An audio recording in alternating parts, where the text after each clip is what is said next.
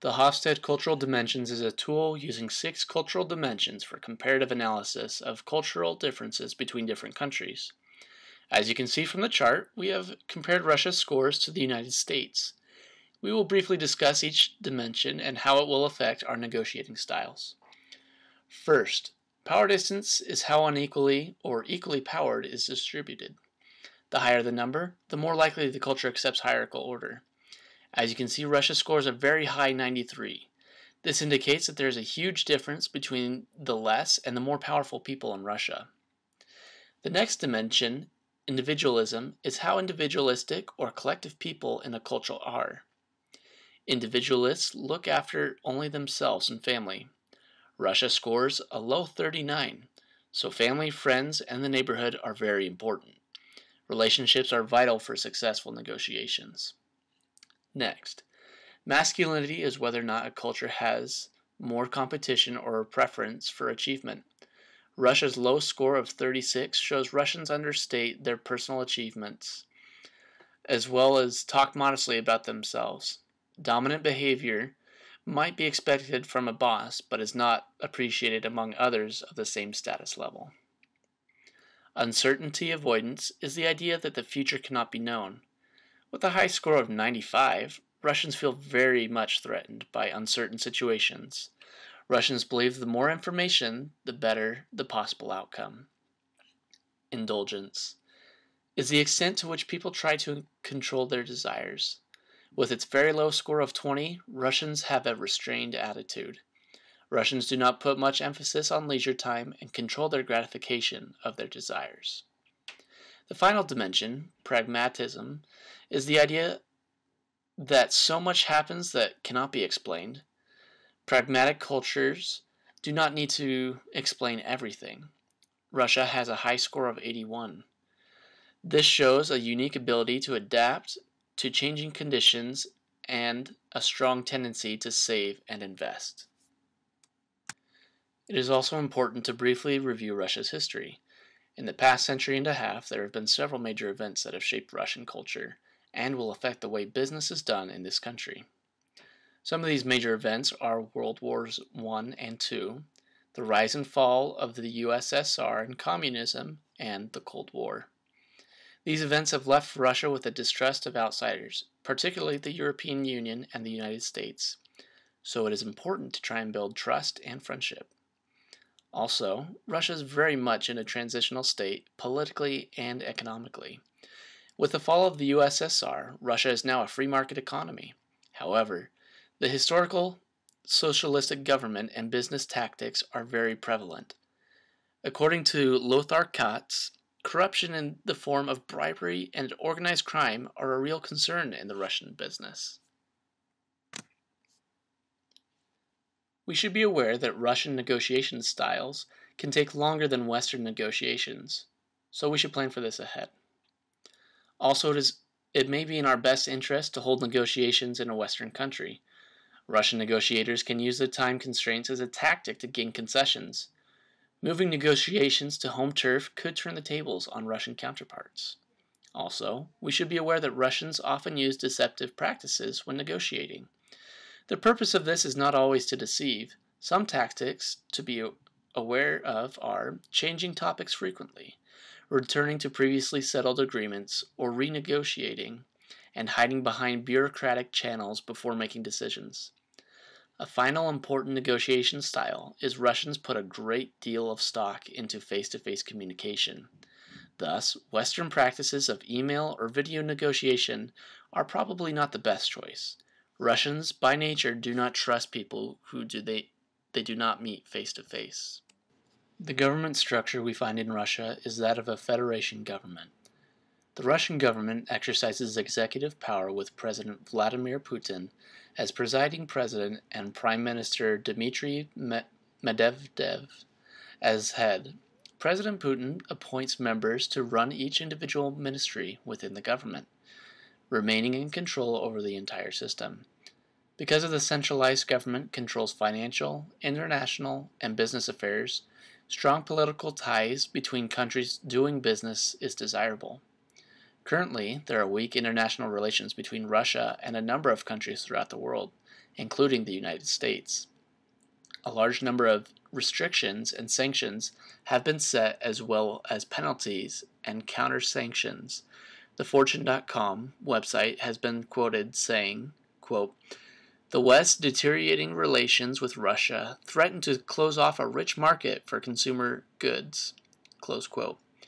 The consumer growth of American products has been slow and in many ways on the decline.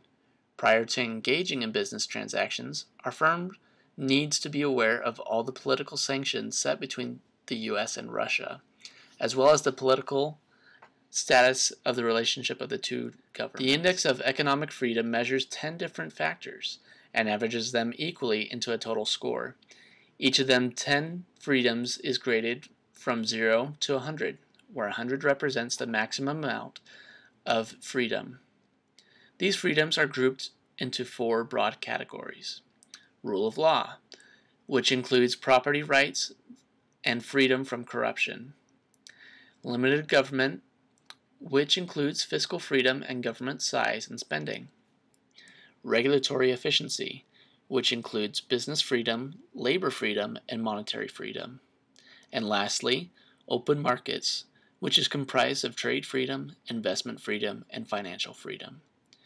The map shown illustrates the overall economic freedom scores for countries all over the world. Note the color difference between the United States and Russia. The U.S. is considered mostly free, declaring that individuals are free to work, consume, and buy in any way they want, and that freedom is protected by the state, while also being unhindered by the state, where in Russia they are considered mostly unfree. The two freedoms that we are enthusiastic about are the fiscal freedom and the government spending. These two categories are shown in the graph. Rank the Russian Federation over the United States. Fiscal freedom is the measure of the tax burden imposed by the government, and it includes all forms of direct and indirect taxation at all levels of the government, as a percentage of GDP. This shows great potential that our firm, looking to increase earnings after taxes, would do well in Russia comparatively to other countries. The two scores that concern our firm are the categories freedom of corruption and property rights. With scores in the 20s, these categories show that corruption in Russia is rampant. The judiciary system is vulnerable to political force in upholding the law. The firm should be aware of past and upcoming laws or elections to ensure nothing could endanger our presence in Russia. The most notable of laws would include tariffs, taxes, and anything else prohibiting trade at normal production levels. According to the World Bank Group, which keeps record of 189 different economies in terms of their ease of doing business within that economy, Russia currently lies at number 62 out of 189. The starting a business ranking places them at 34th, stating it is relatively easy to start and run a business in Russia. According to the WBG, there are 5 procedures involved in registering a company in Russia and typically takes approximately 13 days. Also, according to WBG, our firm can expect to pay approximately 1.2% of income per capita for all fees including legal and professional services. This would be the total cost of forming the company in Russia. There are a number of taxes that the firm needs to be aware of. According to WBG, the company can expect 7 major tax payments totaling approximately 49% of our firm's total profits.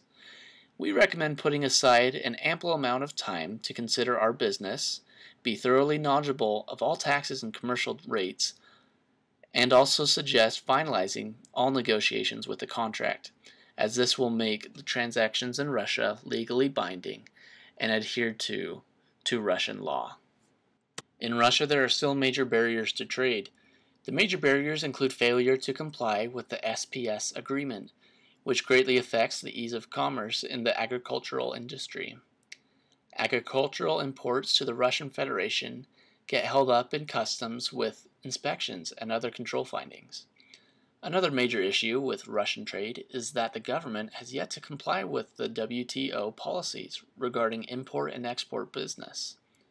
The Eurasian Customs Union, comprised of Russia, Belarus, and Kazakhstan, has also created policy and technical regulations which are not in compliance with the WTO regulations. These ECU regulations include lengthy certifications, notifications, and labeling requirements. While Russia has a great deal of room for improvement to eliminate trade barriers to WTO nations, these have reduced tariff rates from 10% to 7% and dropped their total general tax for industrial goods from 9.5% to 7.3%. This is the start of a major incentive to engage in international business in Russia. With regard to the FDI incentives, Russia has joined the Common Economic Space and Customs Union. This increases opportunities for greater commerce between the member nations. These organizations ensure that there is greater regional economic integration. This breaks down regional trade restrictions and potentially expands the market for many businesses. However, there are still many restrictions which limit Russia from reaching its full potential in foreign direct investment. Most of the restrictions are the result of rampant corruption and administrative barriers. Another restriction is the tax requirements for companies doing business in Russia. Businesses are required to pay tax rates to federal, regional, and local levels of government. There is also about a 20% profit tax, which would further reduce important margins. One final restriction is that special economic zones, which are granted to businesses with the purpose of limiting their taxation. This is the limitation because this is a very limited resource, and most companies will not be able to take advantage of such incentives. Some of the more alarming economic changes in Russia that the company should note have occurred in more recent years. With regards to the company, interest rates in Russia have skyrocketed in just the last year. With a relatively stable interest rate in prior years, it is disturbing how drastically the interest rates went up from around 6% to about 17%. As the company desires to take out loans and build the physical sites for the company to produce, manufacture, and deliver, the company will have to fork over a significant amount of capital compared to prior years. In the last 5 years, Russia has seen dramatic increases in inflation rates. Most of that inflation has flared up within the last year, starting from around 6% and reaching as high as 18%, with little or no decline.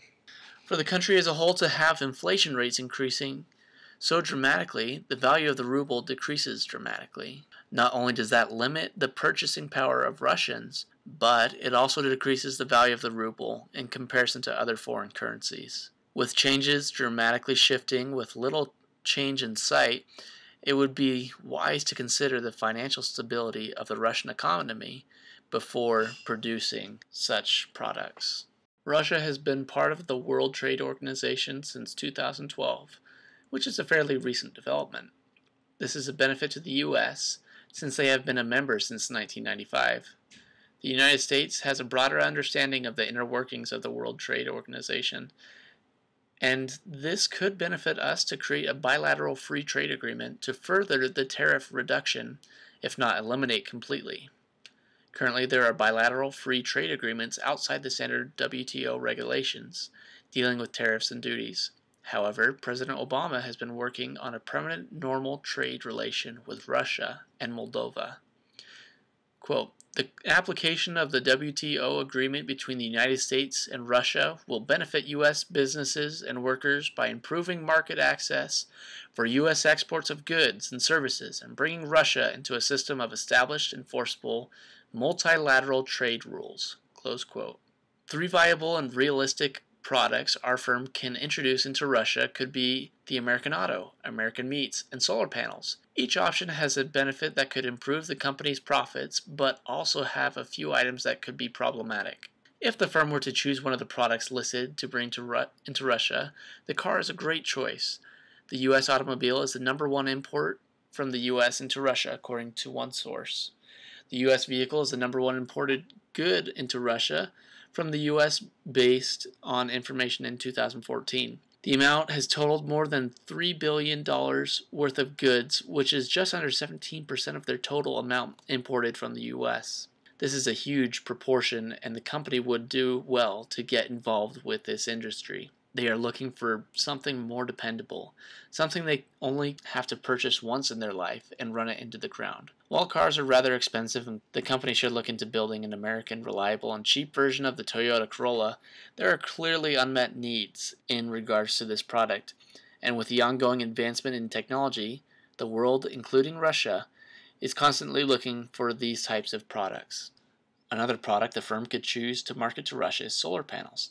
Quote, the high-tech instrument sector accounted for more than $355 million of U.S. exports to Russia over 2008 to 2010, close quote. Renewable energy is getting more and more important all over the world. The first solar panel was just barely introduced in 2010, so this is a fairly fresh market.